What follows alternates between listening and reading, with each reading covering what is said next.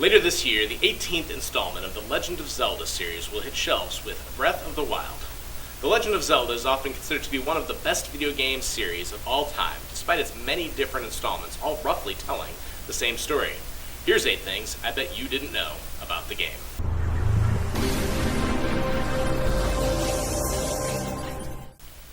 F. Scott Fitzgerald is best known as the great American writer who gave us The Great Gatsby, but he also served as the inspiration for The Legend of Zelda, or rather, his wife was.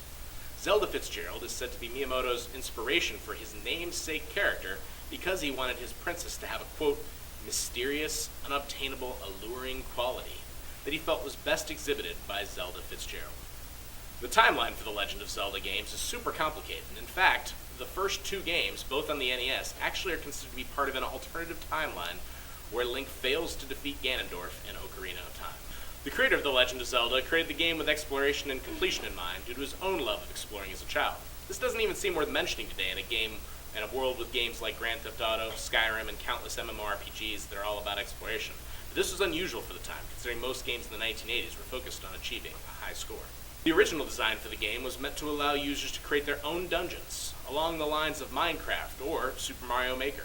But this idea was ditched when the NES game system went with cartridges instead of floppy disks due to space constraints.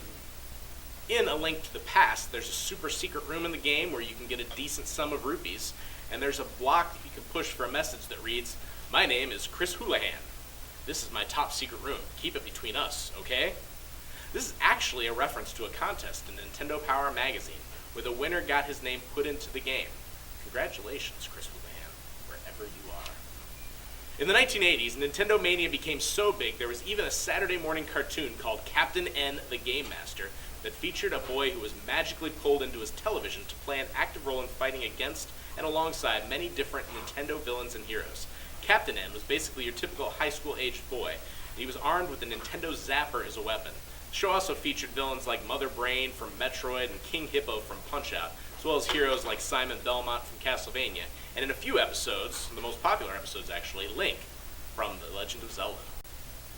The N64 release of Zelda, called the Ocarina of Time, was often considered the very best game of all time, including a rating of 99 out of 100 on Metacritic, passing everything else out there.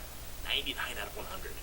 As far as heroes go, Link is one of the most beloved of all video game heroes. In 2011, the Guinness Book of World Records got into the act of polling people about their favorite video game heroes, and Link finished in 2nd place. Who finished first? His corporate cousin, everyone's favorite plumber, Mario.